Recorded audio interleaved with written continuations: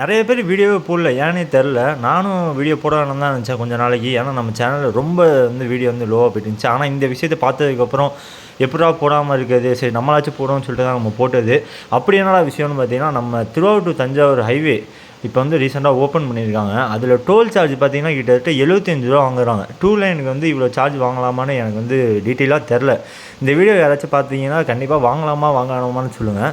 ஏன்னா அதுவே தஞ்சாவூர் டு திருச்சி அந்த டோல் பார்த்திங்கன்னா இதே ப்ரைஸ் தான் வாங்குவாங்க. ஆனால் அது 4 லைனு, ரோடும் நல்லாயிருக்கும்.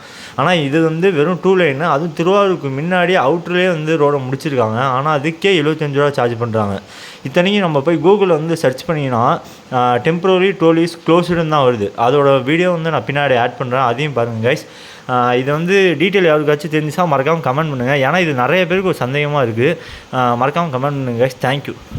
டெம்பரரி க்ளோஸ்டும் போட்டு எப்படி சார்ஜ் வாங்குறானே தெரில. மறக்காமல் கமெண்ட் பண்ணுங்கள் கைஸ். தேங்க்யூ.